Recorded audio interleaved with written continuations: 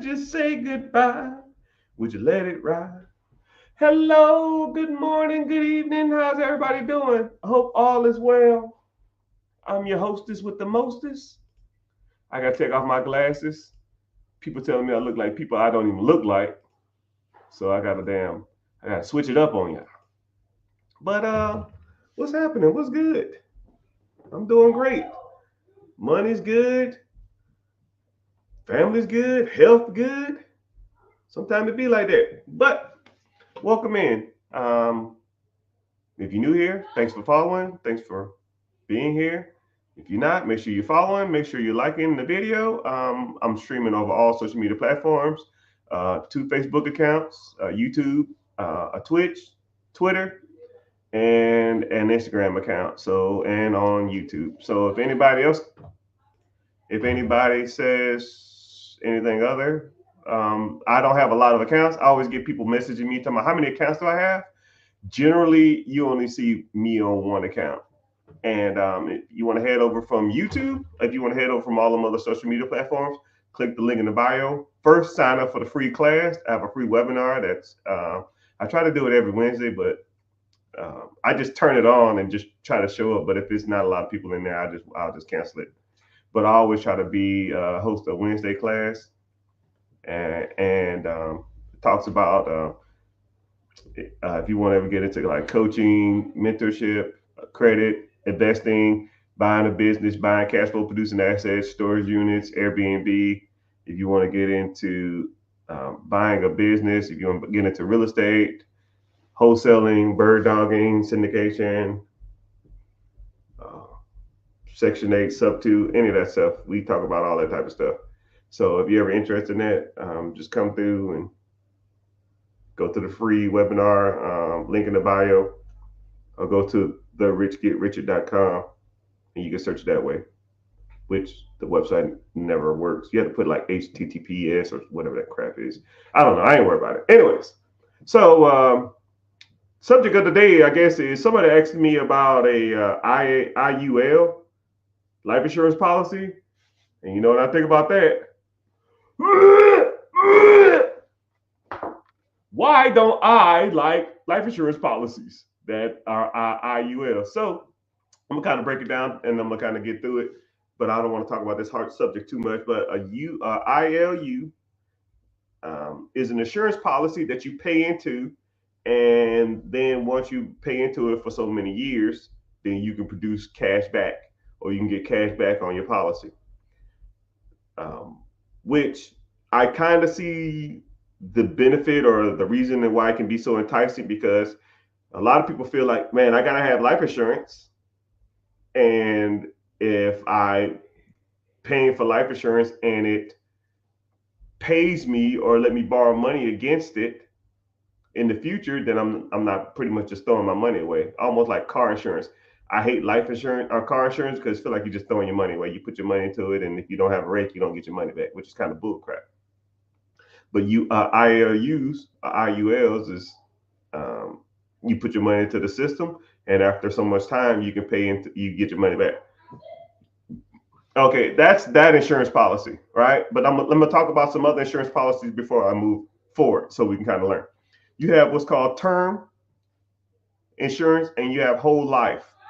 Term life insurance covers a term on a predetermined amount. So let's say if you wanted term life insurance for 10 years or 5 years or 8 years or 15 years or 20 years, it's over that amount of section.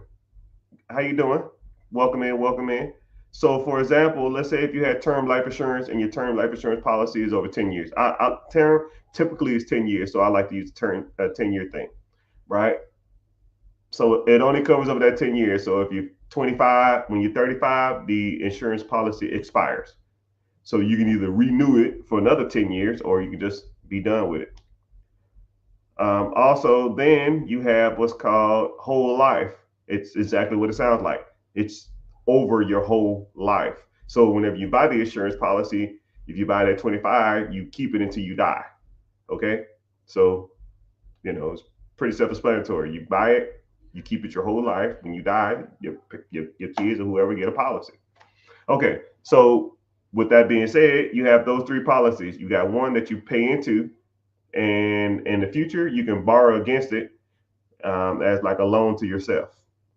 The other one is just stays your whole life, and then the other one is term over a certain amount of time. So let's start talking about the prices of some of these, because that is one of the deciding factors on which one I'm gonna do. Let's say if you get term life insurance, you're 25, I'll say 30 years old, 30-year-old male, decent shape. That term life insurance be over the next 10 years, probably be something in the range of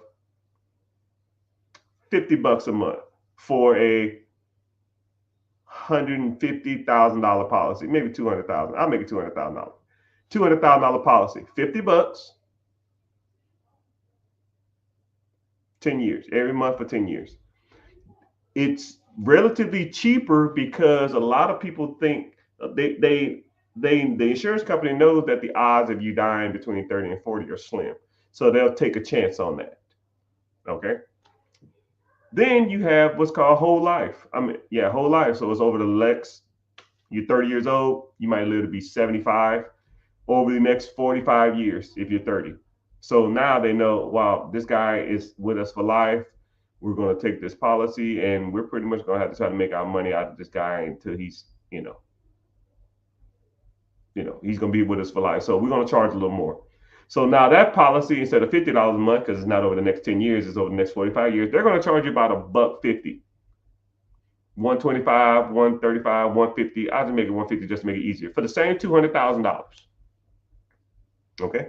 For the same $200,000. 150 to 50, that's a big difference.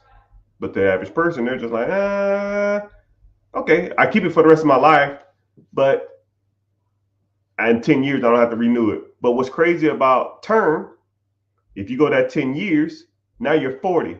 Now your policy going to go up.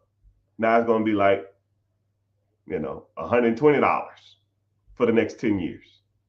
So 40 to 50 is 110. But at 50, they know you're going to die soon. So now your insurance policy is damn near $250, maybe $300 for half the amount.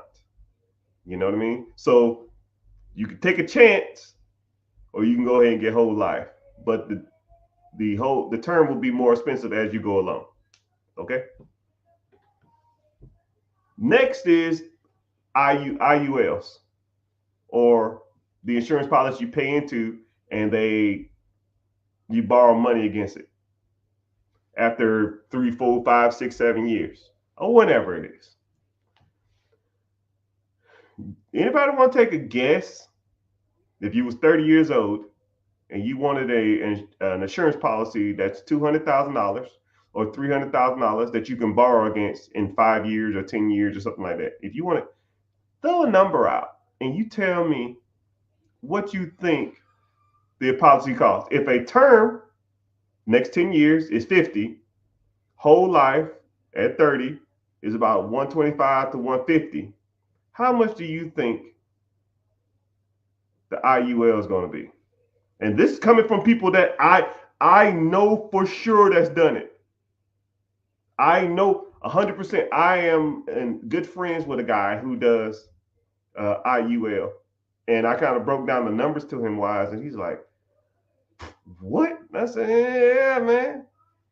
I know 3 guys, and they was paying about the same amount.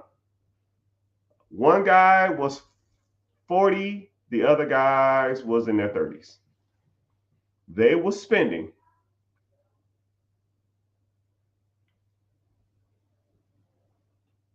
$900 to $1,200 a month for an insurance policy that they can borrow against. $900 to $1,200 for an insurance policy that they can borrow against.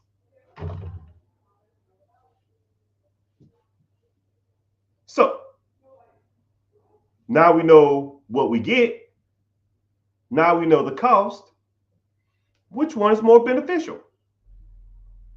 Is it more beneficial to pay $150 for the rest of my life And in the insurance policy, they're going to pay me $250,000 when I'm dead.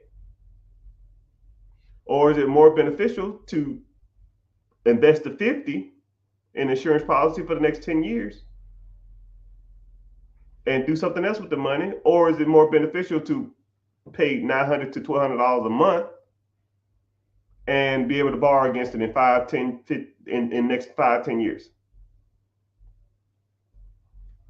So what I did is I broke it down numbers wise, because, regardless of what person's trying to sell me this crap or what insurance company's trying to tell me this or tell me that, at the end of the day, it's just numbers. It's just numbers. First of all, what I'll do is, real quick, I'll take the whole life versus term. $50 versus $150. Okay. Let's say you start at 30. Okay. 30 years old. You have zero in the pot. 30 years old. Let's say you live to be 70. I don't damn know. 70. So that's 40 years, right? After 40 years, if you just got term life insurance and the extra $100 a month you put into the policy for the next 40 years, okay? You got term life insurance, you put the $100 extra into a retirement account or ETF, mutual fund, IRA, something like that. The $100 after 40 years a month, $100 a month for 40 years, you will have in that index fund, if you invest in the S&P 500 average, you will have $1.9 million.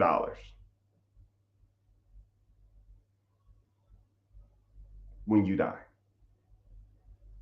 And then a lot of people say, well, I'll just, well, my parents nobody won't get that money from my death benefit. Like, yeah, they'll get 1.96552.62 million dollars, almost $2 million.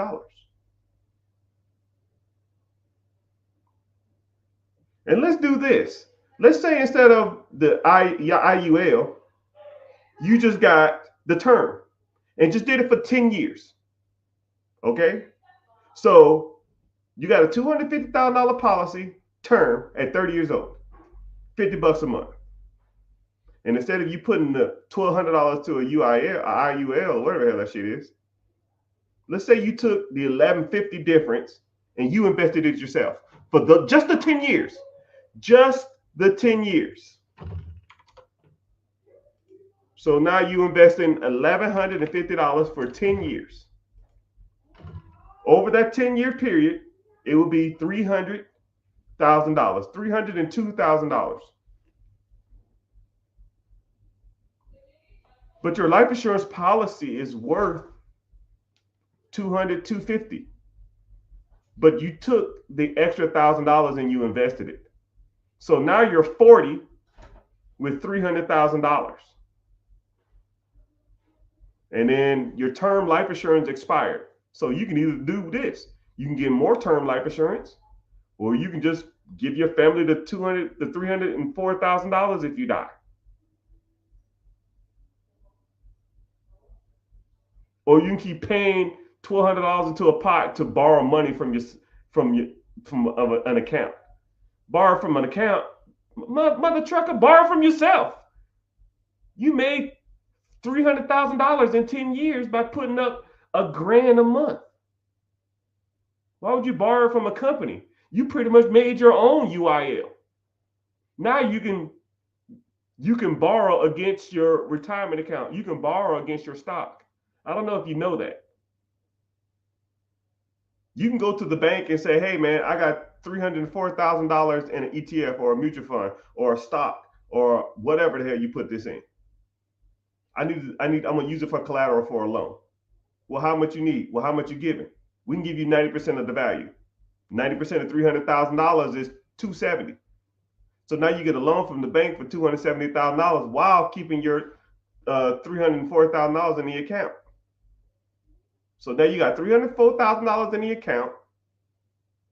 That's still gonna be making interest. So I'll put 304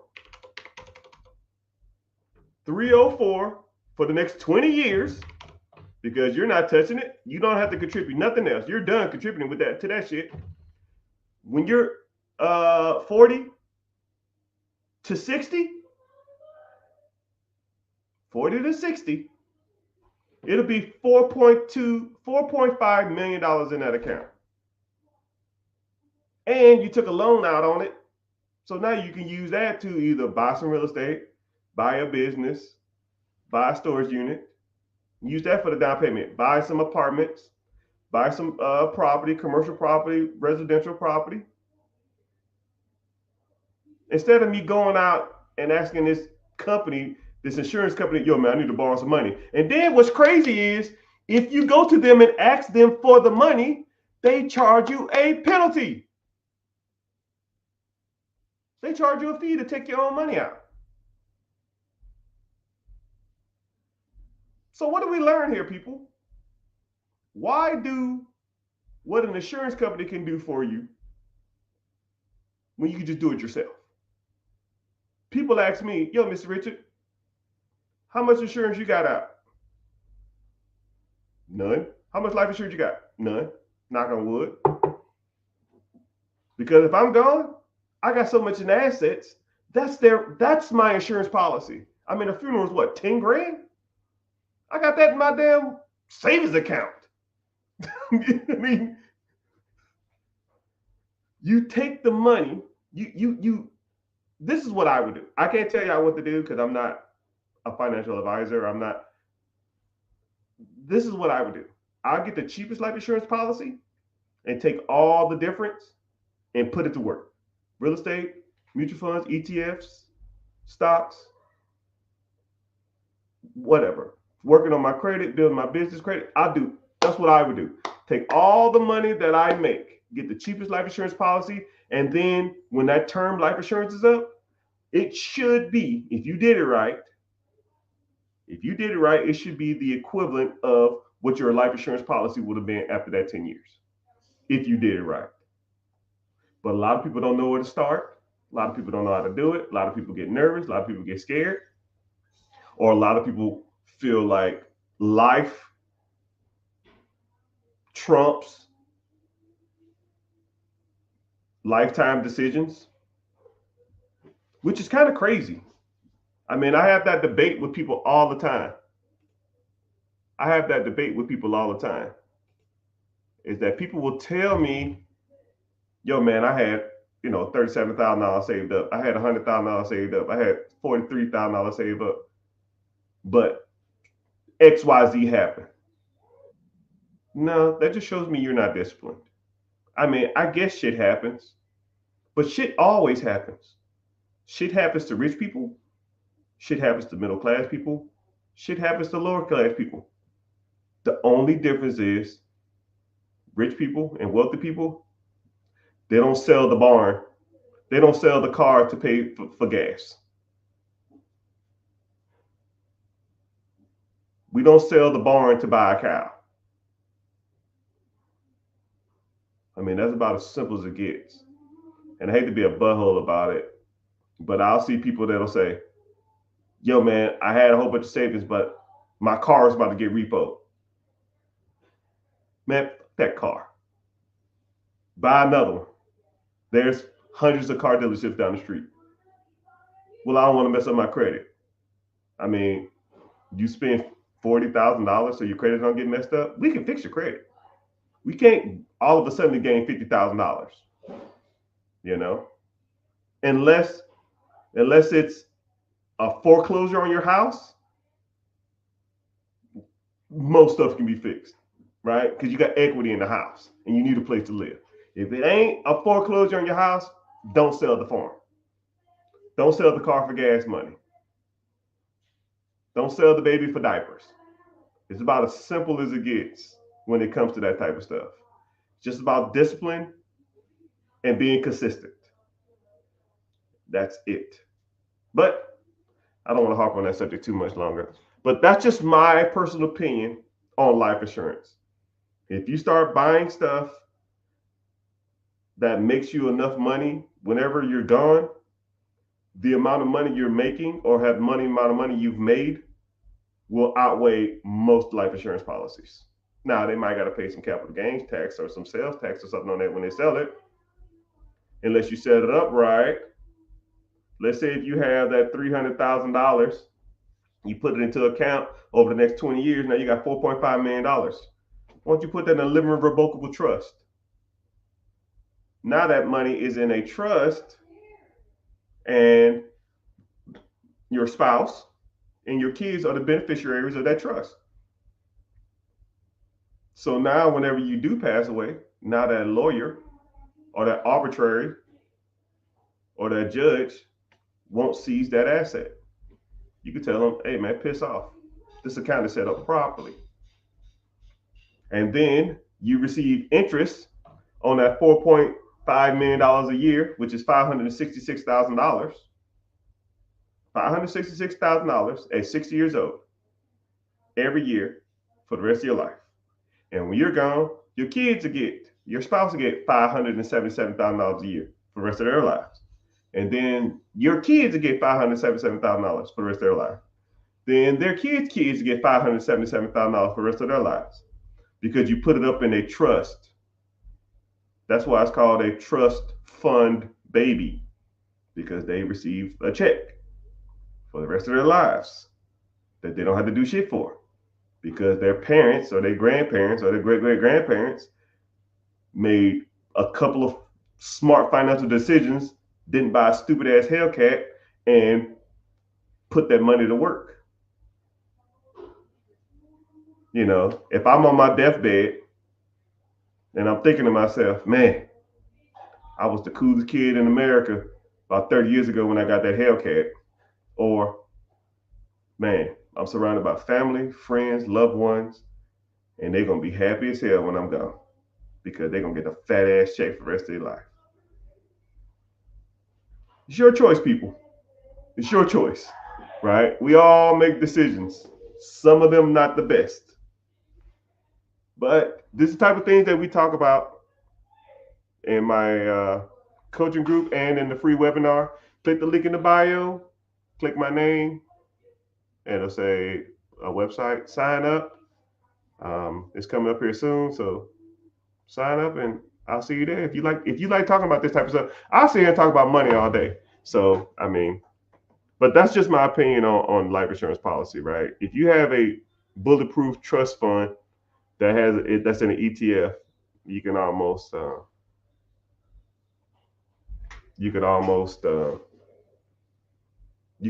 away with not having life insurance. And then if you really wanted to be serious, you can almost take the trust money, which is $500,000, and buy life insurance on everybody in the family. And whenever somebody passes away, the life insurance money just goes into the pot. That's what a lot of rich people do. The life insurance, the interest from the mutual funds or the ETFs or the index funds, the profit will pay for life insurance for everybody, which kind of makes sense if you think about it. And whenever you die, the family benefits from the life insurance, not one specific person.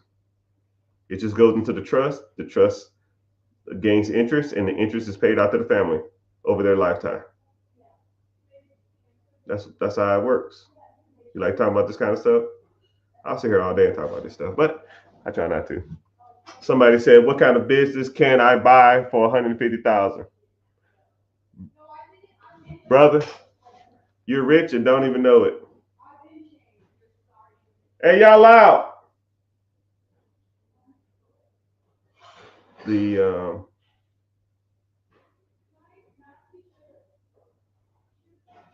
$150,000. So $150,000 using a SBA 7A loan at 10% down can get you probably up to $1.5 million. If you're doing, I'll even make it $1 million. Let's keep $50,000 to yourself for some strange reason. If you do it right, you can use $100,000. If you do it even righter, which is not even a word, you can do it $50,000. SBA 7A loan requires 5% or 2.5%, which would be $25,000.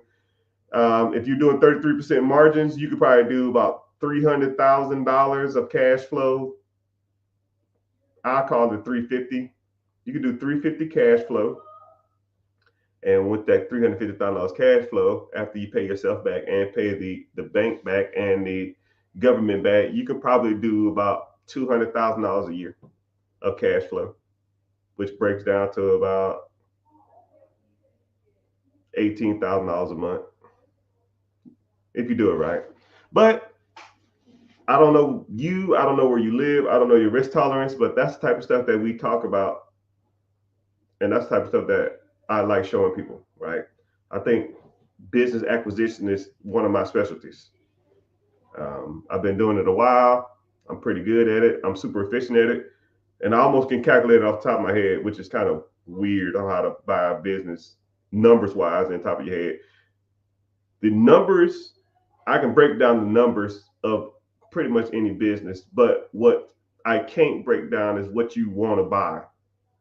Because I'll meet people that'll say, I want a laundromat. And then they'll get to look and I'll show them the places to look and I'll show them how to properly evaluate. And they're like, man, a lot of these laundromats suck because it's almost like I'm trying to give you a good analogy. It's like a hot, it's like a hot shoe or a hot car. Like Cybertruck's the best example, right? Cybertrucks when they first came out, supposed to be 89,000. And then they went up to 99,000. And then you saw them on the market, they hit the market, then they went up to damn near $200,000. But over time, they started going back down 200, 190, 180, 160, 155, 140, 130. And they just kept going back down. Now they're damn near back to what they normally cost because there was a huge demand for them. I think when it comes to laundromats, it's the same thing. Everybody, when I ask them what kind of business they want, the first thing they say is laundromats. I don't know why. I don't know because somebody on this damn internet keeps telling people about these damn laundromats. I'm not gonna say her name, but we know who she is. She's my arch enemy. She don't even know I exist, but she will.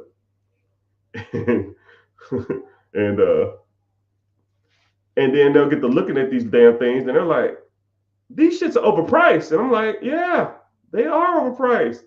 Why do you want this crap anyways? Man, because that's what everybody say they want. And then they get to looking at other stuff and it's like, wow, this pig farm is doing pretty good. It's like, do you want a pig farm? It's like, not really, but hell, it makes a lot of money. All right, so let's look into it. And then now they own a pig farm. Here's what it is. They thought they wanted something, and then a lot of people are in love with the idea of owning something that they can brag about. I'll meet people and they'll say, I want this boutique. I want this nail salon. I want a dry cleaners. Oh, I want a laundromat. I want a vegan juice bar. And I'm like, do you really want a vegan juice bar? Or you just want to tell people you got a vegan juice bar? Do you really want a laundromat? Or you just want to tell people you have a laundromat? Because I think a lot of times people will just say they want some stuff, but they really don't want it. They're just saying it because they think it's cool to have it, not the fact that they really want it. If I told you statistically, dry cleaners make more money than laundromats, but dry cleaners are like, I want a dry cleaner.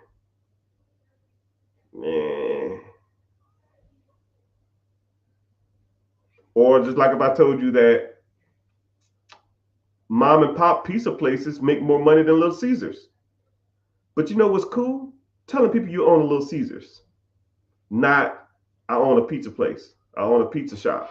Anybody can say I got a pizza shop.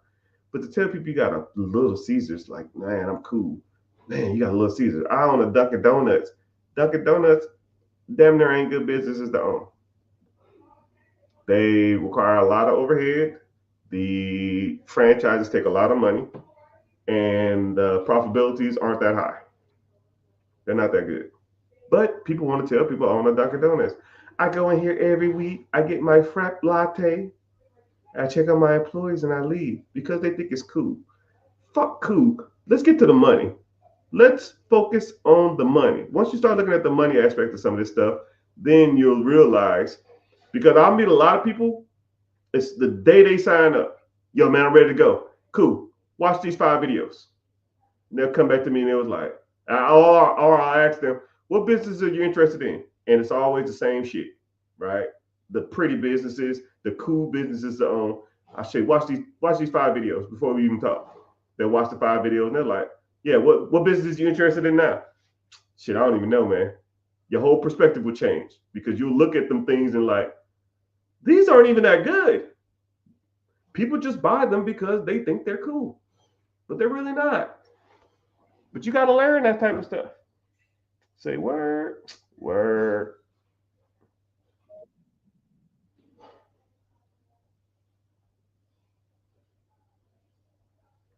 Someone said, let's focus on credit. Let's talk about credit. Someone said they like my swag. Well, first of all, I'm always swag. But like the Lacoste, it's older.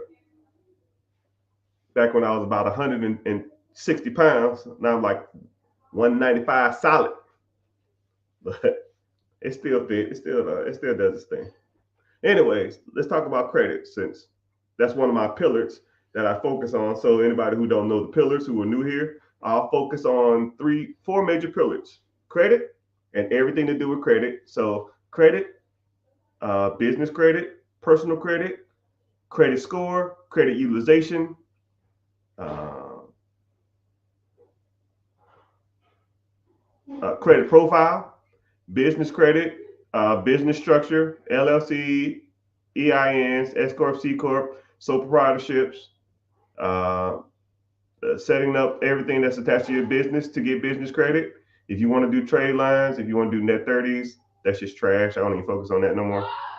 But if you want to do any of that stuff, that's all another thing. Then my second pillar is investing.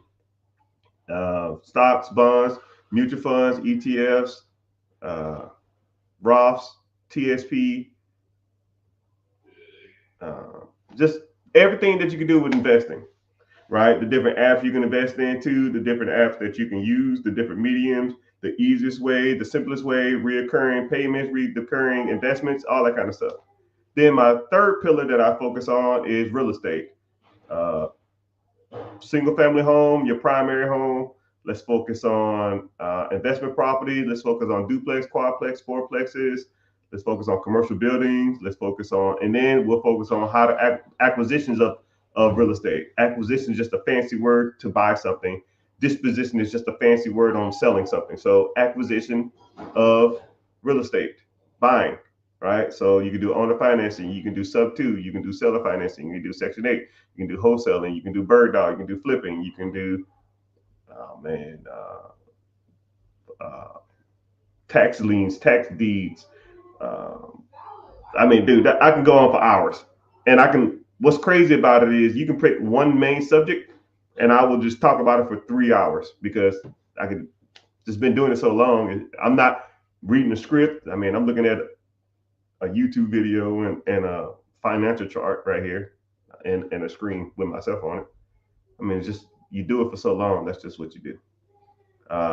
Then also we talk about ownership of businesses and processes that make you cash flow, right? Owning the business, absentee business, semi-absentee, owner occupied. You could talk about storage unit. You could talk about Airbnb. You could talk about um, you want to get into Turo. You want to get into, I mean, dude, whatever, whatever you want to get into, that's what we break down, and that's why we're here, and that's why we learn. Okay, give me a sec. I'm gonna switch over to a site and see what's going on. Someone asked on how to get your utilization down. That's we're talking about credit, so we'll talk about that. So whenever it comes to credit, you have different credit factors, and you know what's cool is I had a guy asking me this a while back, and I kind of broke it down for him in a similar style, and he was like, "Damn, that shit was right," because I did exactly what you said, and my score shot up. And I was like, "I don't have to lie. I mean, this is just the way it works." You know, a lot of people, you know, in most of these segments don't talk about what you need to be doing. They just kind of like gatekeep and then trying to then sell you the game, which I gotta respect their hustle, but a lot of times you can just look this stuff up. You just don't know where to go to look for this stuff, and I just been a lot of misinformation out there. So, anyways, whenever you focus in on your credit, you have two sides of your credit, right? You have credit profile, and then you have your credit score. Your credit score is just a reflection of your overall credit health, but your credit profile is how much credit you have to how much credit do you have out amongst other people, right? If someone has a $300 credit card and someone has a $300,000 credit card, well, I won't say 300, a $30,000 credit card, the credit profile of the guy with the $30,000 is stronger than the guy with $300. So you need to work on them both. You need to work on your credit score, and you need to work on your credit profile, credit utilization. So you have debt to income ratio and you have credit utilization. So you gotta know the difference between that too. Credit utilization, debt to income ratio is more so for like buying houses or buying cars, more so housing. It's just how much money you bring in versus how much debt you have. Credit utilization is pretty much the one of the main factors for your credit score. So if you have high credit utilization, anything over 30%, your credit score is going to shoot down. They say 10%, 30%, 50% are your levels. So if you below over 50, your score is going to be the worst. Anything below 50 but above 30 is going to be a little better, but still not that good. Anything below 30, you're going to start getting a little better credit score. Anything below 10, your score on utilization wise is maxed out. So one, you need to get your utilization on your credit cards down, and it only pertains to revolving debt, not your cars or your house or any type of other debt that you have. It's typically credit card usage. So when people say that, they come to me and they say, "Yo, I paid off my car. My credit score stayed the same," or something like that. I say, "Shit, your credit score going to drop because now that credit profile with that long credit on it, long credit payments on it is going to drop now because it's going to fall off your credit. So, or that account is going to be closed. But you should have just took the extra money and paid down your credit card bill. Well, how much credit card bills you got? Well, I owe $10,000. Well, what's your balances? 15,000. Well, that makes you 66%. 66% is higher than 50. You got to get below 50, then below 30, and then below 10. Right? I don't care if you pick up extra hours at your job. I don't care if you start a side hustle, which I can help you with that. I don't care if you start a little side business and making extra money. I don't care. But you got to get some extra money coming in because that's how you get it done.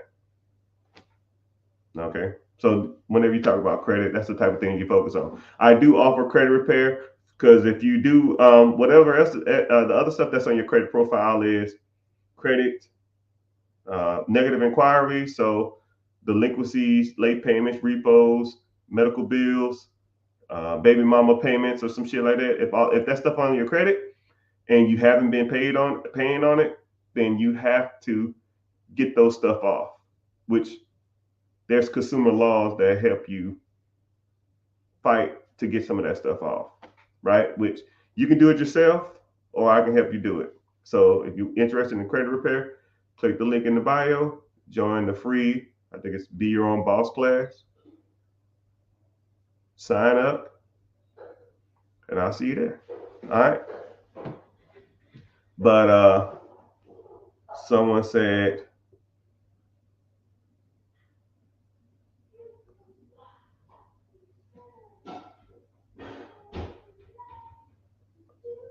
with an extra $1,600 a month in my pocket, yeah, brother, you gotta put that to work.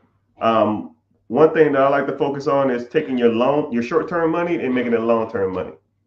You got to take the money that you earn and make it work for you. If a dollar comes into your house, you can either do one or two things with it. You can take it, you can go spend it, or you can train it or put it somewhere else to go out and go find more money, right? And then after 5 months, 6 months, 3 months, whatever the hell you do, it's going to come back. It's going to have a buddy and a girlfriend and some couple kids, and you're like, "Hey, what's going on? I like your little family, but let's go out and make more babies. Send them back out." Or you can just take it and spend it on some bullshit and it's gone. So, and then a lot of people always talk about I have no extra money. Everybody has extra money. Everybody.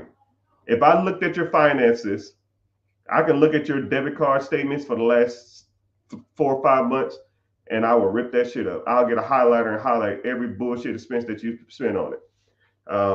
And like, don't lie to me because I don't care, right? How many times you ate out this month? It's, how many times you ate out in the last 30 days? Some people I know eat out every day. When I was in the military, I know people that ate out every day. Every day. I have one buddy, I'm not gonna say his name.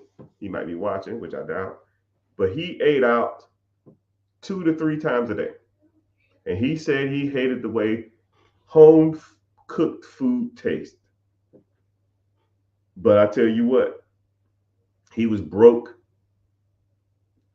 5 days before payday. Every payday. We got paid the 1st and the 15th. It'd be like the 14th. It'd be like the 10th. Hey, rich man, I need like $100 to the 15th. I was like, yo, man, you just gonna go out and buy food, man. He's like, yo, I can't, man. I can't eat this, man. I said, and then it wasn't even like McDonald's, right? I can understand if he was like, let me get a quarter pound, like a McDouble and a small fry. No, that dude was going out and getting like hibachi chicken and Mongolian chicken and, shrimp hibiscus and all kind. I was like, bro, you eating lobster tails, man? Of course. And he didn't learn. Some people don't. But I promise you, I can look at a lot of y'all finances and find money. Second thing is entertainment. Going out to eat. I wouldn't say going out to eat. Going to the movies, going to the clubs, going to the bars, sports gambling, Netflix, Hulu, Disney Plus, cable, basketball games, football games, soccer games. Well, Mr. Rich, I'm going to be bored as hell. You want to be bored and rich or broke as hell and living your best life? You pick your struggle. You can complain about being broke or you can complain about being bored. I'm bored all day long. I'm the boringest person you'll ever meet. I go nowheres. I does nothing. You know what I do for fun? I got an electric bicycle and I drive up and down my street when I'm bored. Sounds like fun, right? I wake up, I go to the gym, I come home, freshen up, talk to the missus a little bit. I come in this office and I start handling business. About 4 or 5 o'clock, I go ride my scooter for 20 minutes, listen to whatever music I want to listen to, come back in, I keep going again till 11, 12 o'clock at night, maybe 1, 2 in the morning. Go to bed, do it all again. Every day. Every day.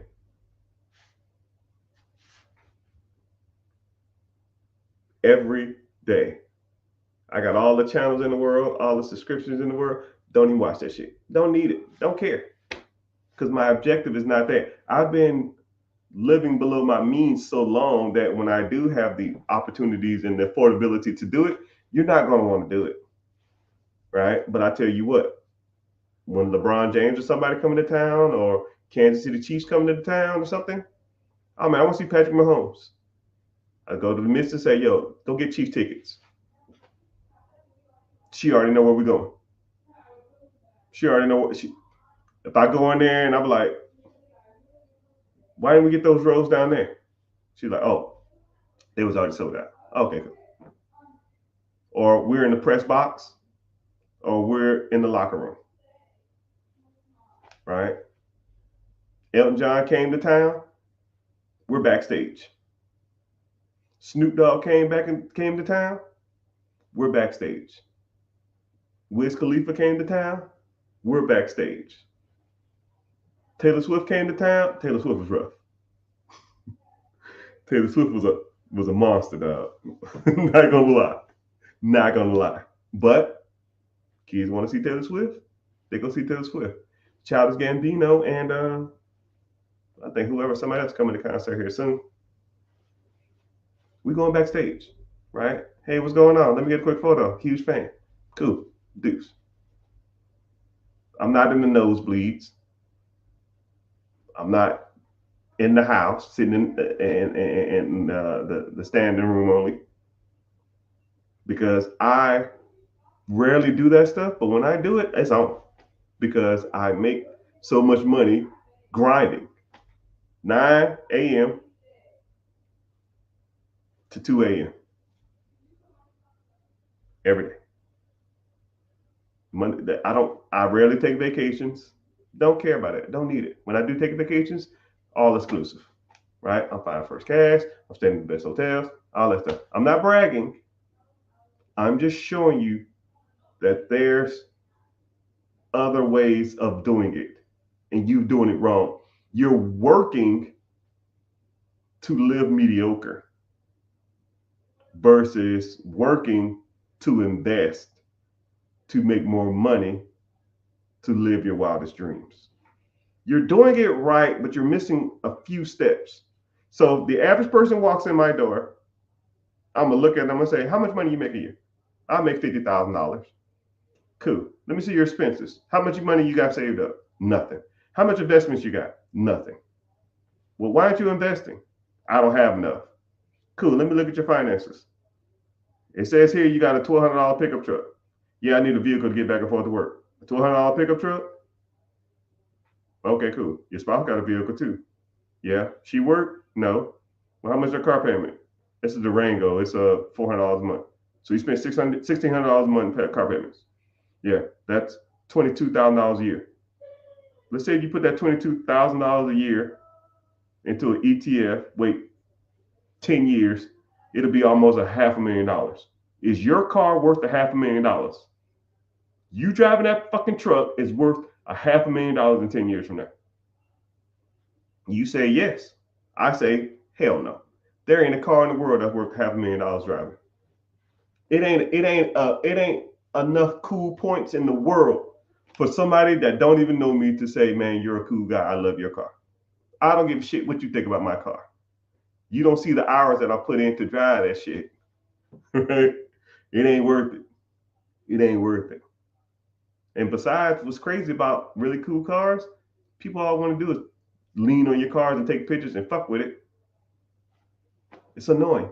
But I'm rambling. I am rambling. So let's get to some preguntas, questions. The moral of the story is, people, that y'all all have fat that y'all can cut.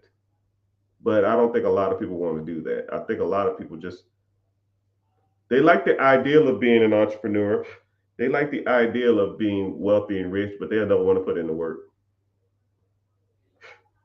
But one thing about me, anybody who's in the program or anybody who does a one-on-one with me or anyone that does a consultation with me or anybody that ever meets me, and I'm a deep dive and I'm gonna just look at you like this.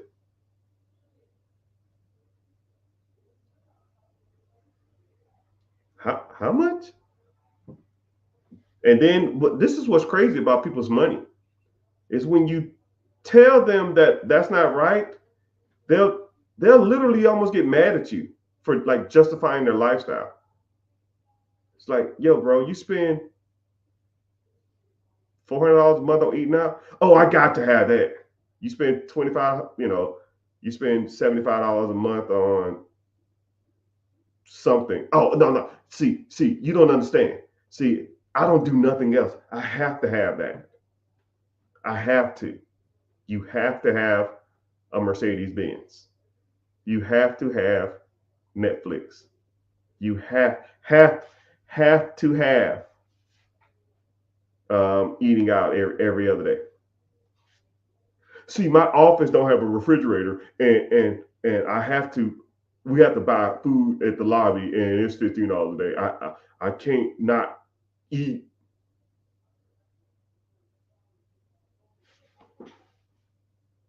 Because the bad part about it is, for those who don't know me, I'm going to give you a quick synopsis if y'all new here.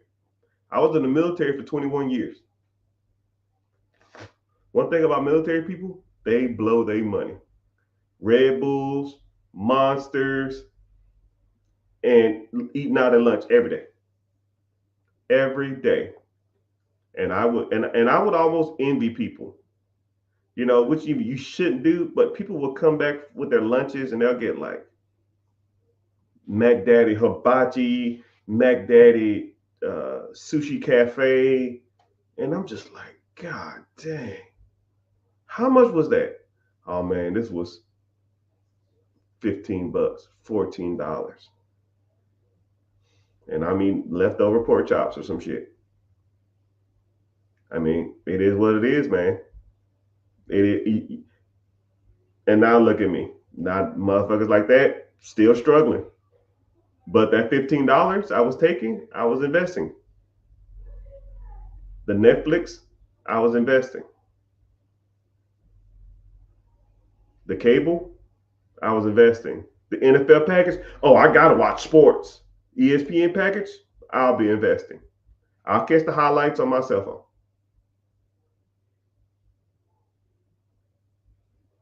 Okay, you missed the game. So then what? Now, this is what's crazy. I missed out on sports for like the last 15 years. Now, I got an invite to be a co-owner of the Atlanta Falcons. Now I can go to every game for free. It's crazy. It's crazy work. Crazy work. You want to watch the games and be cool, or you want to be a co-owner of the team?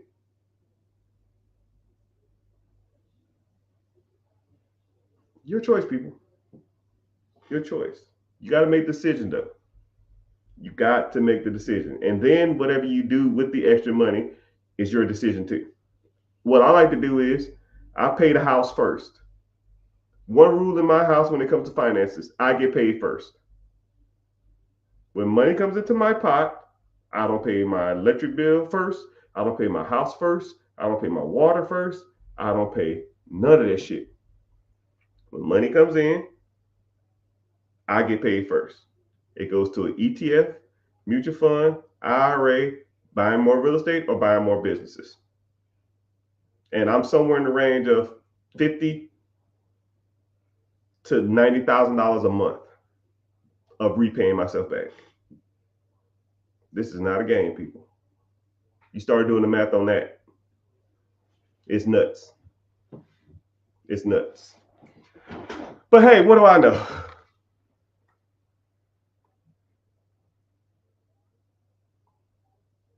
What do you think of 401ks? 401ks are good. 401ks, if they match, I always get into a pissing match whenever people talk about 401ks.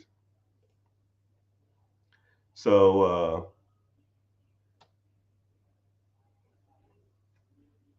hold on, I gotta see what's going on over all my channels. Welcome in, everybody. Instagram, YouTube, Facebook. What's happening? I see you.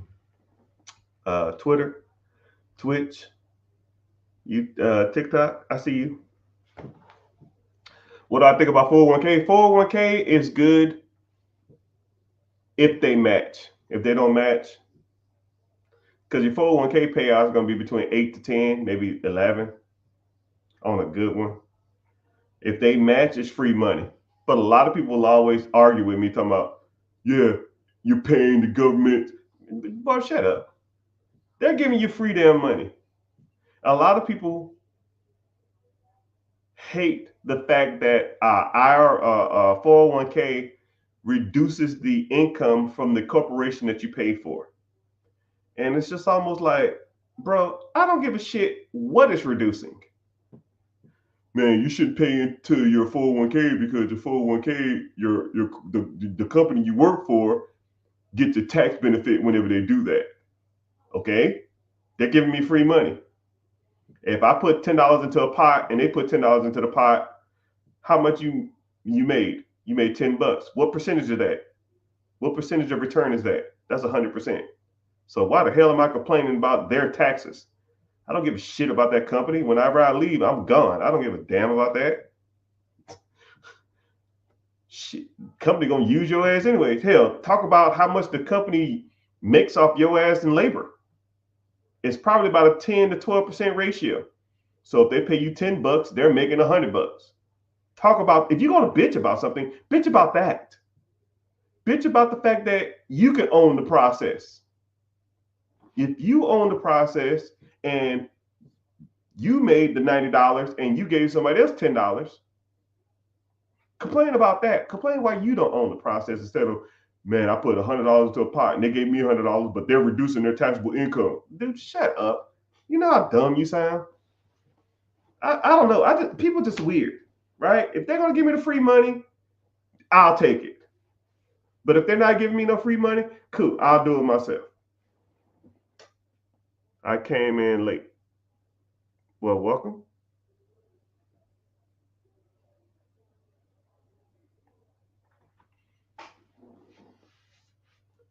Do you think it's a good idea?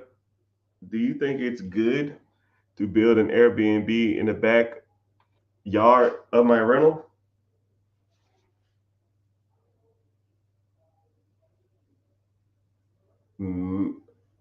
Maybe. Depends on how cheap you can build it. You know, Airbnbs are kind of washed up. This is just my personal opinion. I give it a few years, man, and these industries are going to dry up. They're probably not going to dry up, but they're not going to be as dominant as they was. Airbnb, VRBO, and Turo, because these companies have projections, and when they don't meet their projections, they raise their prices. And when they raise their prices, the consumer and the host feel the pinch. And then it becomes to a point where it's not worth it.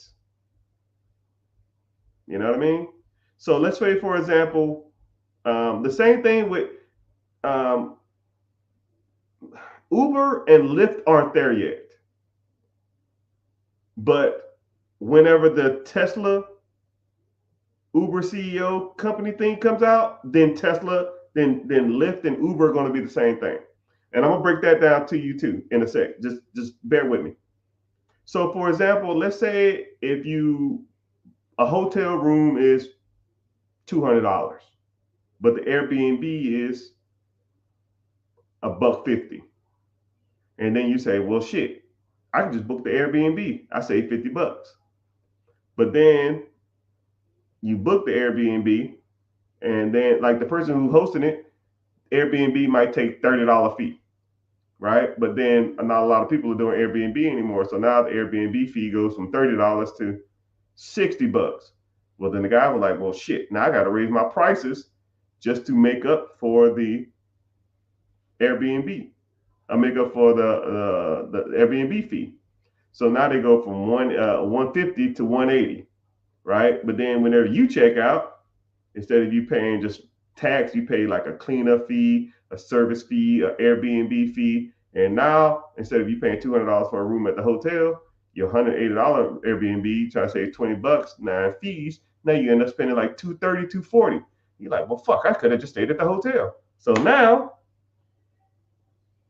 Airbnb is doing that a lot with people. So now the fee for Airbnb, VRBO, and Turo is like that because their objective is to make as much money as possible. And whenever their stock or their sales are down, they got to maintain their upkeep. So what they do, they charge more fees to the consumer and then the host.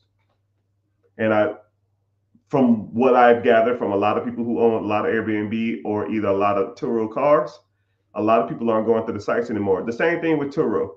People aren't renting there anymore or not renting there as much because one, Turo, I mean, think about it. How often do you see Turo? How often do you see Turo commercials or advertisement? I don't see any. So people aren't even using that app, and then they're overpriced. So, you know, so now people aren't using them as much. They got to raise their prices. I think Turo, I get Turo about a year and a half, 2 years. I think Turo's gonna be dead. That's just my personal opinion. And would you cry if I told you that lie? Would you say goodbye? Would you let it whine? Someone said, could I turn 100K into $1 million without waiting 30 years? Yeah. If you put 10% down on $1 million business and the business is worth $1 million, now it turned into $1 million. You do that in 2 months. But a lot of people focus on the wrong thing. And I'm gonna break this down for y'all, man. And I hope whoever's listening take notes. If you don't listen to shit I say, listen to this. The amount of money that you have is irrelevant. It's just a number. It's just a vanity metric. I'll even make it super easy. Having $1 million is like having 15 cars.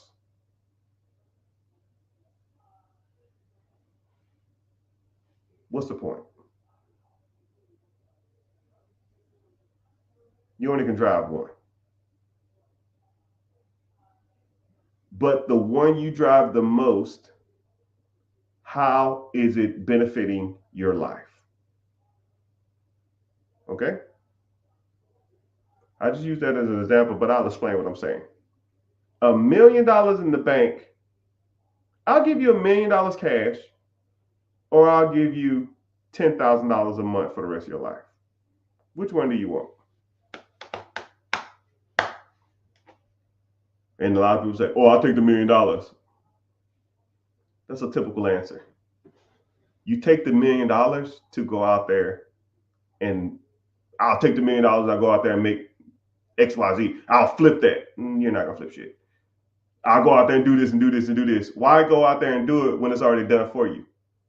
Why take the $1 million when the $10,000 will support you for the rest of your life? Why take a Lamborghini when a Honda will support you the rest of your life? Why take a supermodel? Why take a 10 when the 6.5 will clean your house, take care of your kids, feed you, do the laundry, all that kind of stuff for you, right? Supermodel ain't gonna do shit. The $1 million ain't gonna do shit for you. The $10,000 will feed you for the rest of your fucking life. For the rest of your life. Most people can live off $10,000 a month. I can't live off $10,000. Bro, shut up. You're living off $10,000 a month now. It'll probably damn near be double your income. So, moral of the story is, individual stated, how do I turn 100K into $1 million? Better question. How do you turn 100K into a paycheck that you can live off of for the rest of your life? Fuck the $1 million. Now, if you want to get into that, that's my specialty. You hang with me and start rolling with me for about a month, you'll see a clear path. You just got to do it. You will see a clear path.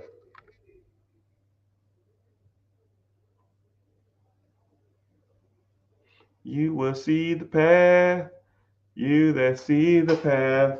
Will the SBA give you a business loan if you've never had a business before? Great question. Great question. The answer is yes. Yes, they will give you a business loan without owning a business before. You just got to prove to them that they're going to get their money back. It's like anything, man. If you know what you're doing, and you know what you're talking about, and it makes financial sense, and you talk to the right people, yes, you can get a business loan without owning a business.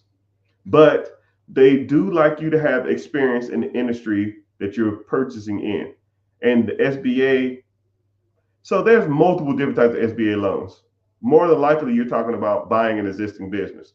If you're buying an existing business and you have no experience running that business, there's ways around that. So you just got to know how to do it.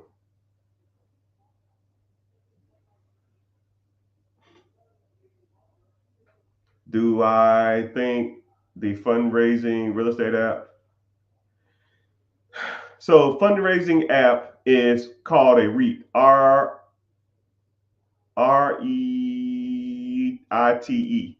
So what that means is I give them money. They put into a pot. They go buy some real estate. The cash flow comes in, and they pay me some dividend or pay me some interest.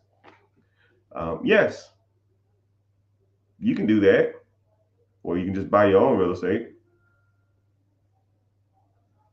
and you make all the money.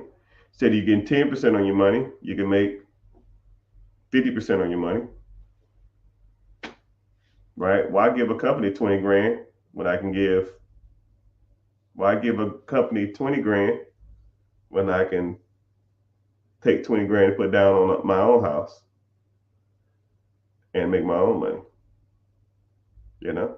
So if that's what you want to do, but that is an option, but I like options. I like hearing different perspectives. How about a pool business? Pool routes are okay. As long as I'm not doing the cleaning. Building pools can kind of get a little specific.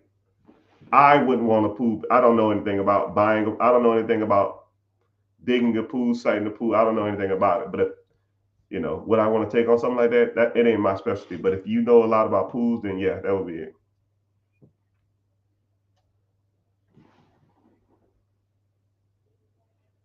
Someone says, I'm so busy watching the live, I never thought to ask you how much the classes are. So I have a free class coming up. The link in the bio. You there?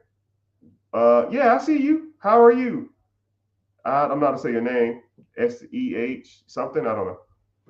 I see you on Twitch. I appreciate you being here. Someone said, oh, so it just depends on what you interested in. I have different programs. I have different classes. I have different stuff. So if you want to click the link in the bio, join the free class. It should be joining. It should be, you are great. No, you're great. I'm from, I grew up all in the South. Louisiana, Tennessee, Texas, South Carolina, Georgia, Florida. I never really lived anywhere north of Kentucky, and I never will. I hate the cold weather. Are you talking about the classes that I offer? I don't know where you're looking at it from, but either click the link in the bio, join the free class, and then I talk about, real estate, businesses, credit, getting business funding, um, investing. I mean, we do it all, right? I'm the one-stop shop, which that's what I should change my name. I used to not be the one-stop shop, but I just got tired of people asking me how to do stuff in certain realms, so I just started doing it like that.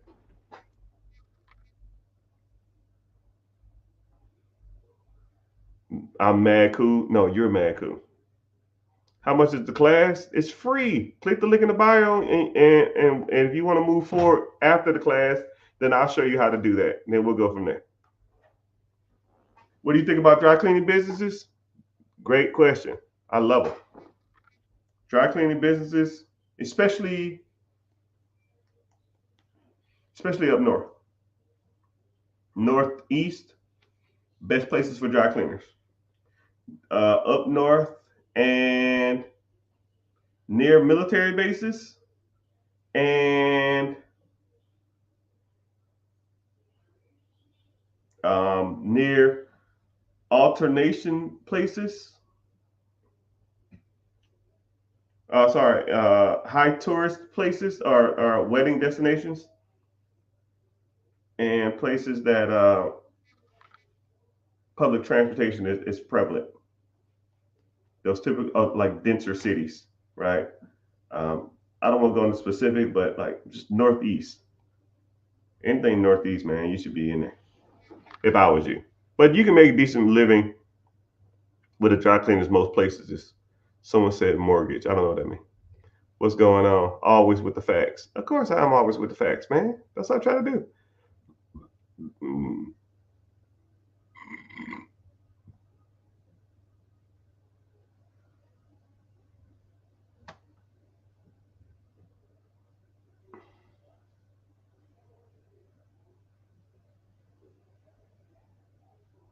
Someone said, "What can I do with 10?" Yeah, yeah, yeah. What can I do with $10,000? Someone always like 10K is like the universal answer. You're from overseas, man. We stretching. It's kind of crazy. I get on these apps and I get to talking, and I meet people from all over the world. I meet people from UK, a lot of Europe, Africa, Asia. I meet a lot of people from Canada. I meet a lot of people from South America, and a lot of people from um, Mexico. But if I had to say any country, Canada a lot. But I've never heard in Africa. That's the first. Appreciate it. Appreciate you being here. But yeah, the universal question that I always get is, what can I do with $10,000? It's like the entry level amount of money that people have. But you have so many different paths that you can take with $10,000. You can do the side hustle thing. You can do the storage unit thing. Not storage unit. You can do the vending machine thing. You can start Turo if you want to do that. You can start a good side hustle like pressure washing, window washing, couch flipping, upcycling. You could also start investing into an ETF or something like that, and just letting it ride until you start saving up a decent amount of money, then borrow against that money, and or you can set up your business structure ETF. No, sorry. Set up your business structure, LLC, S corp, C corp, sole proprietorship, however you want to set it up. EIN, get everything attached to your business. Go open up 3 bank accounts through three different banks, and then go leverage their money, raise their capital, which works. A lot of people always say, "Man, it sounds like it's hard, but it's not. You can do it." Okay, then I see you.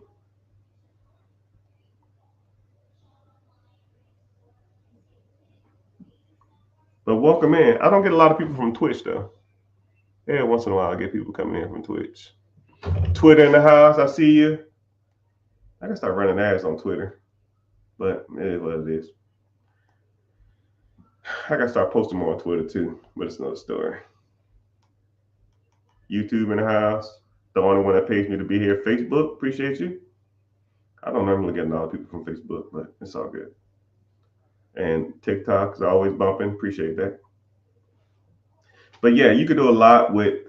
My thing is, if you had only $10,000, I would go through different options for you, and then you just have to pick. You just got to pick what you want to do and roll with it, man.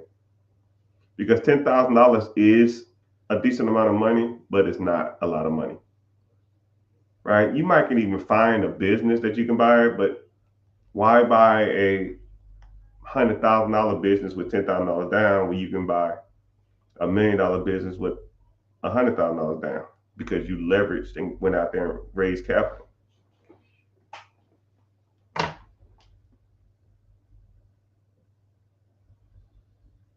And yeah, Uber Eats is the worst enemy. Yeah, Uber Eats, yeah, Uber Eats is the same thing. I'm telling y'all, man, the Uber Eats, the Lyft, Turo, Airbnb, VRBO, that shit, especially whenever Elon Musk opened up is going to open up another factory.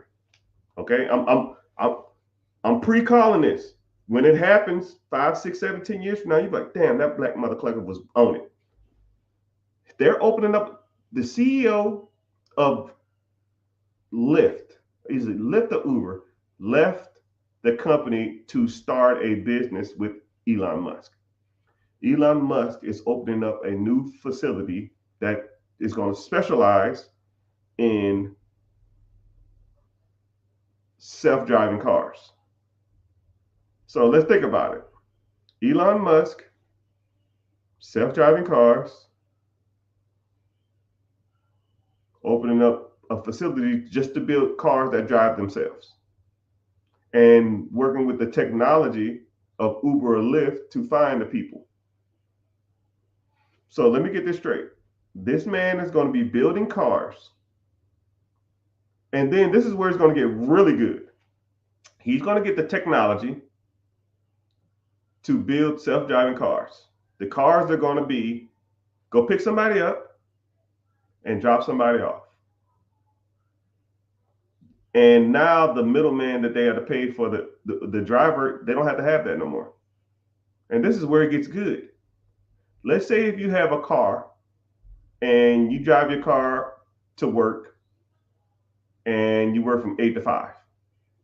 Let's say if you turn your car onto like money mode or whatever hell you want to call it. Now your car, instead of sitting there, it has the self-driving capability in it. Now it goes around town and pick up people and drop people off while you're at work. So now you go to work while your car works for you.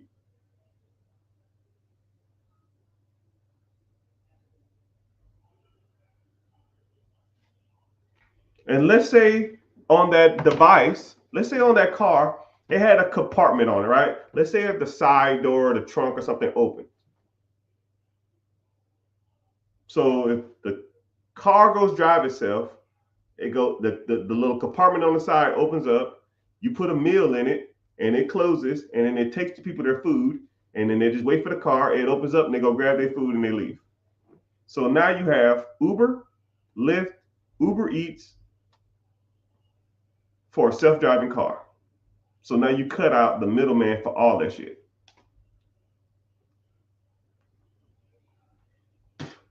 Think it's a game. Think it's a game. These people ain't out here playing around with this stuff, man.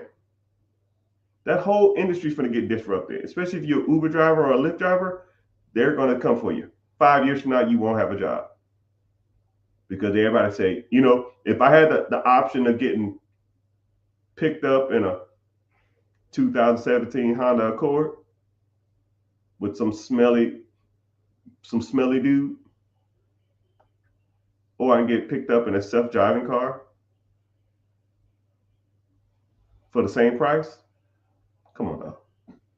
I would just want to get picked up in a self-driving car because I thought it was cool, just so I can record my steering wheel as it drives me around.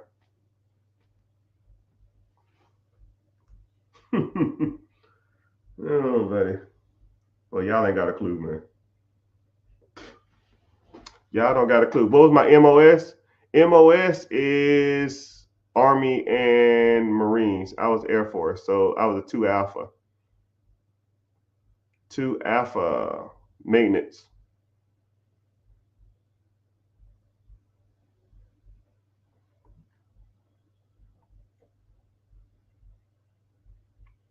Yeah, if you want to, hey man, I'm gonna say this one more time. You're killing me. If you want to click the link in the bio, join the free class. I start one here soon, really, really soon. So if you want to learn more, we go from there. And then I break down everything. You want a damn sit down? You want a one-on-one call? You want a consultation? Whatever you want, my guy. What kind of side hustles do you have? All of them, my friend. Damn, man. Instagram bumping with the comments. I appreciate y'all. What is your acquisition owner business and the manager quits a week after you own it? What your fail safe? Okay, that's a good question. So let's say if I had a business and someone quits the first day, right? Which that sounds a little far fetched. But if someone quit, like I took over and they hated my guts and they quit it the first day. Well, first of all, the majority of owners have families and they have responsibilities. So more than likely, they're not going to quit. They're going to put in a notice. And if they put in a notice, that means you have time. And then you say, hey, this is what we're going to do. I know you want to quit, or I know you put in your notice, you got 2 weeks. Just give me this, and I don't mind, and then we'll go from there. I'll give you a good referral. If you need anything, you call me and let me know. But what I want you to do is I'm gonna spend the next week trying to find someone to hire, and whenever they come in, just train them how to do your job, and then after that, you're good. Can I at least get that from you? And they say, yeah, sure. And then you spend the week finding somebody. There's people that want work. You just gotta look for it. I would love to own a laundromat, but my luck, they quit. You know what? I don't know. I know you because I know your profile pic, but I'm gonna put you on something, man. You said if I bought a business, what if the manager quit? I would love to own a laundromat, but with my luck. And then you had another question that said, "Oh yeah, you had another question that talked about something else. That's something else indifferent." You said I would love to own a laundromat, but with my luck, the laundromat would quit or the owner would quit. Then you said, I would love to own a business, but if the manager quits the week after I own it, what do I do? Do I have a fail safe? You're, you know what you're doing? You psyched yourself out of your own destiny. You are sabotaging your own success. If you go into a deal, or if you go into a project, or if you go into a new venue or new venture, and the first thing you're saying is, what if something bad happens? You are looking at it from a wrong perspective. You should never look at stuff like that. You should never look at things as worst case scenario. You should always look at things like, man, this is going to be great. This is going to work out. I'm going to make this work. I'm going to figure it out. And if something does hit the fan, because crap hits the fan all the time, right? I got rental properties. Hey, man, a tenant trashed your place. What do you do? Hey, man, they ain't paid rent in a month. What do you do? Hey, man, someone broke into a unit. What do you do? Hey, man, the leak is roofing. The leak is roofing. The roof is leaking. What do you do? Same thing with businesses. Hey, man, uh, we don't have enough inventory to service this. Hey, man, we your main sales associate quit. Hey, man, uh, the our payroll software is acting up. The people won't get paid for 48 hours. You know, stuff happens. You adjust. You figure it out. You reach into your bag of smarts and then you get to it. You know? I mean, say if your payroll software stopped working for 48 hours,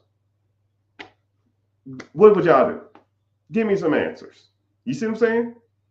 Just use your brain for more than a hat rack. Pay them out of pocket. Pay them out of petty cash. You know, tell them that there's an issue and that does anybody have anything pressing, or give them a incentive for being patient. You know what I mean? I mean, it's more than one way to skin a cat. Don't ever think of stuff like that as like the know all be all. You there? Yes. Are you replying? I reply to all sides. All your comments on one feed. It's kind of weird, which I wish I could show you what I see. I have everybody's stuff in one single file line. It's not just you. It's all the people. So on my side of the screen, which is right here, I have a list of everybody that's coming in. Everybody from YouTube, TikTok, Twitch, Facebook, Instagram, and TikTok. You know what I mean?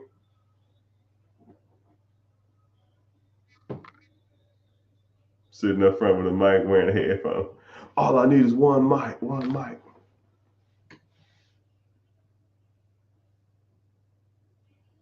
Only thing I've had to have was money for bills and to keep my family afloat. Yeah, but I'm sure if I really looked at your finances, you probably could either be making more money and or be cutting the fat. You have unnecessary expenses. But some people, and I get it, some people don't make that much money. And if you don't make that much money, then you need to start doing stuff that makes more money. Let's say if you had a part-time job at the Dollar Tree, I don't know. Let's say you're making $10 an hour, you're working 25 hours a week, that's $250 a week. After taxes, you bring in home $200, that's $800 a week, right? First of all, you're working part-time, you got a lot of time on your hand. What are you doing in your extra time to make more money? If the answer is nothing, then we have a problem. You need a side hustle, a side business. You babysitting, go walk dogs, go mow somebody's grass. People are lazy, and people will pay for your laziness. People will pay you to let them be lazy. Like one thing about me, I hate cutting grass. I hate it. It's just a waste of time to me. So I pay a guy $100 to cut my grass. Right? It takes me 3 hours. And why sit on and mow my grass every week for $3? I can just pay somebody $100 and save my 3 hours. I stopped watching sports 5 years ago. The amount of time you get back is insane. You'd be surprised at how much time you save by not spending on dumb stuff. What's a good platform to invest in? There's tons, man.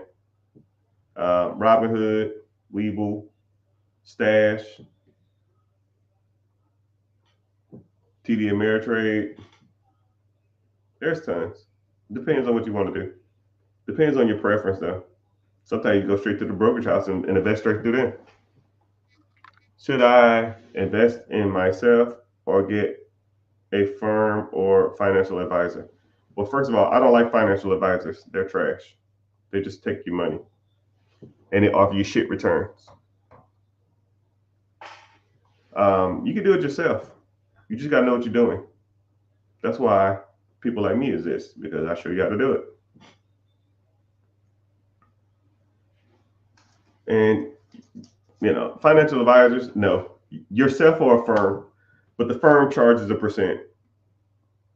That's why you need to learn the difference between like no loads and loads and or expenditure fees and that kind of crap like that, which I kind of break down. All I need is one mic, one mic. What's happening, brother?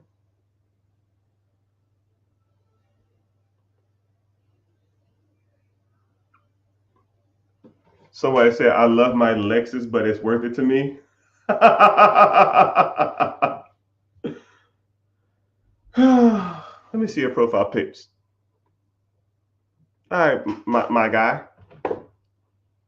Let me see. Let's say the average new Lexus, sure, I'll put you at 40 grand, right? 40 grand with interest at 8%, that's like 45,000. Say word. $45,000 times 12. Times divided by 3. 45,000. So you pay $40,000 for your Lexus, right? That you happen to love, and then you're gonna add interest on top. That's about $5,000 in interest. That's 45,000 divided by, let's say if you finance that car at 60 months, 5 years. That's $750. You look like a middle-aged guy. I'll put you at, I don't know, 35. I'll even put you at 40, right? So 40 years. So let's say you took the $700. You started out with nothing. Instead of you buying that damn car, you put that $750 a month into a mutual fund ETF that's producing a decent amount that followed the S&P 500 over the last 90 years since the Great Depression. If you just did that, you drove that hoopty, you will have a little over $2 million from when you're 40 to when you're 60 years old.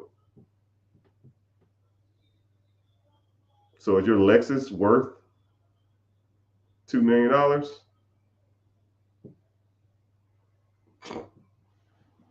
I'd rather be cool at the bank. I'll be cool in the Cayman Islands than be cool in a car. I don't know about you.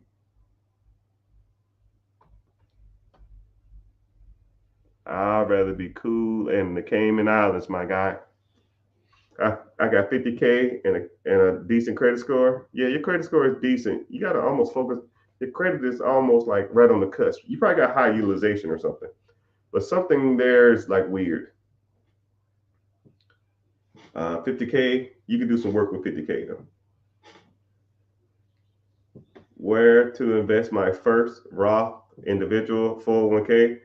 I'm not going to say your name, but we'll get into it. 401k Roth is through an individual or a corporation. Individual retirement account. You're saying the same thing twice. A Roth is an individual retirement account. An individual account is a retirement account. It's a Roth. Or you're talking about a traditional, not an individual. Traditional is not tax deferred. Roth is tax deferred, and a 401k is through your job. Roth and traditional, you do. 401k, your job does. So you need to go to your job and ask, do y'all offer a 401k? If they say no, then you don't get a 401k then. You go through an IRA or a traditional. Traditional, you pay taxes when you take it out. Roth, you don't pay taxes, or you pay taxes up front and then you don't pay taxes when you pull it out. It's post-tax money versus pre-tax money. But that's a good question.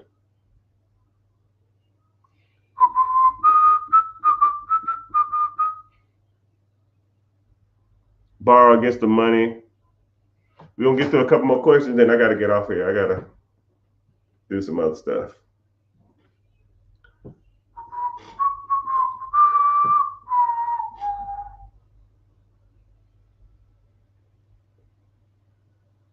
Borrow against your money in the stock market, didn't know that was possible? Yeah. What? Okay, I put like this. Individuals say borrowing against your money in the stock market. I didn't know that was possible. How the hell you think Elon Musk bought Tesla? Bought Twitter or X? You think Elon Musk, say Twitter sold for $40 billion. You think Elon Musk wrote a check for $40 billion? No. You think he sold $40 billion worth of Tesla stocks to buy it? No. He can't even do that. They won't let you do that. If you own a lot of shares of a major corporation, you got to announce that shit like in years in advance, and you only can sell so much stock at so much time. So what people do is, who have a large amount of money, they loan you money against your shares. And the money that he loaned, he said, yo, I want to buy Twitter. It's $40 billion. I need a $40 billion loan. And all these major corporations, Charles Schwab, Fidelity, Merrill Lynch, Goldman Sachs, whoever, they said, well, I'll put $10 billion on it. I'll put $4 billion on it. I'll put $6 billion on it, because they know they're going to get a lot of interest from this dude. Let's say they all put all this money together. He got the $40 billion. He bought Twitter, and the payment on that is probably 0.5% or some crap in interest. But 0.5% of $40 billion probably is a payment of $200 million a month. But if Twitter brings in $350 million a month, he makes $150 million a month. Everybody else get their interest, and Elon Musk get the company. That's how it works, people. That's how you borrow against your stocks. But you don't have to be Elon Musk to do that. Anybody can do that. You can borrow against your 401k. You can borrow against your TSP. You can borrow against your stocks. You can borrow against your ETF. You can borrow against your mutual funds. All that shit, index funds, and that shit. If you have the capital, you can take a loan out against it while your investment is still producing income every month. And if you do it right, now your income that you bought, you use that money to get something to make more money, and now that pot just keeps feeding itself. And that's how you do it. And that's how it's done. If you have if you having money problems, I feel bad for you, son. I got 99 problems and money ain't one. Hit me.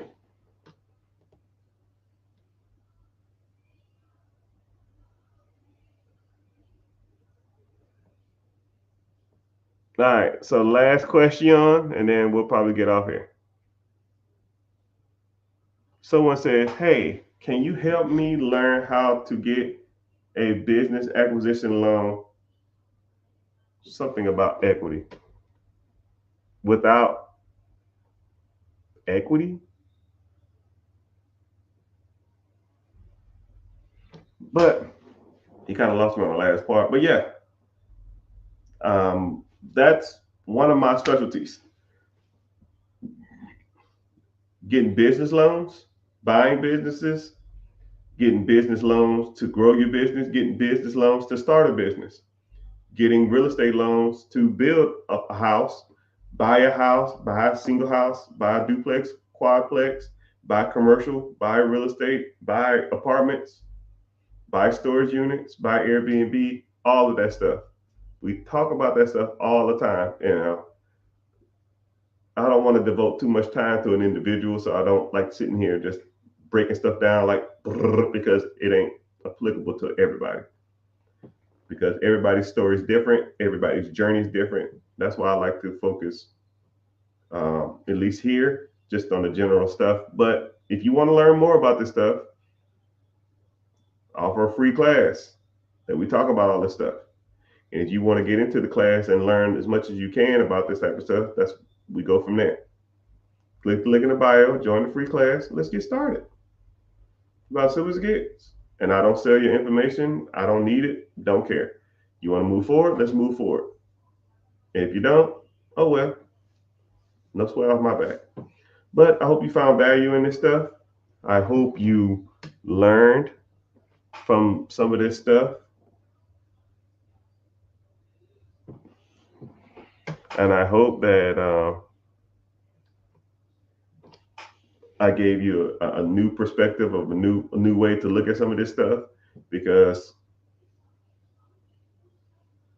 I hate the expression "you don't know what you don't know," but until you're shown the proper way to do stuff, or the way statistically people have been doing it to get ahead, then you will never learn the proper ways to get stuff. Because when you talk about your dreams, when you talk about your money goals, when you talk about your financial struggles, when you talk to them with people who have limited mindsets, you will get limited answers. If you're talking to a cousin that's broke about starting a business or growing a business, they're going to say the same thing that they was taught from their parents, same thing they learned from school, same thing they learned from their friends who are broke, who also don't have anything. That's why your net worth is your net worth. That's why you need to start associating with and starting talking to people who don't have limited beliefs, who will inspire you to go out there and pursue the things that you want, that will can help you and aid you and point you in the right direction on how to get that next level. Because um, we've all had mentors, we've all learned the game from somebody, and you or I are no exceptions. Someone taught me a lot of this. Someone needs to teach you a lot of this stuff, because we've been taught wrong in school.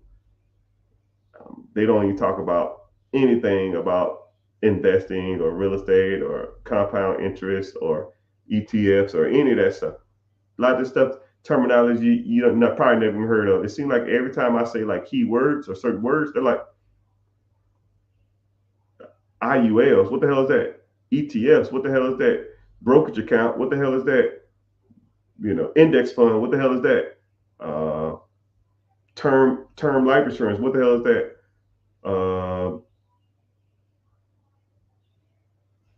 Bird dogging. What the hell is that? Bird strategy. What is that? Because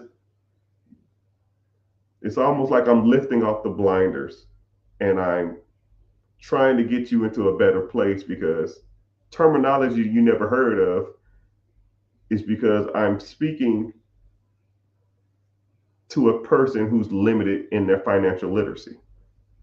But once you start learning this stuff and I start talking, everything starts to make sense. You know, I, I'll even give you a quick thing and then I'm out. When I meet people for the first time, I'll give them a 10-question test and I'll ask them these 10 questions. Nobody gets it right. Everybody fails. And then I give them about a 2-hour lecture. And then I'll say, okay, cool, let's take this test again. I wouldn't even give them the answers. I'll just say, what's the answer to this? And they say, I don't know. I was like, yeah, you failed. Hour lecture, 2-hour lecture. And then I ask them the same questions again. 90, 100%. Because you just don't know what you don't know. You have to learn these skills. These skills are taking notes always. Yeah, you have to, you got to learn this stuff because no one's going to teach you. And no one's not volunteering to teach you this stuff. But if you want to learn more, always offer a free class, free webinar that talks about this stuff. Just click the link in the bio and sign up. It's called Be Your Own Boss. And it'll be the best free class you ever signed up for. And we talk about all kind of stuff. But I want to thank my audience and all over the nation. Facebook, YouTube, Twitch, TikTok, X, Instagram. Appreciate y'all being here. Yeah. Make sure you subbing and liking on all those channels too. Auf Wiedersehen.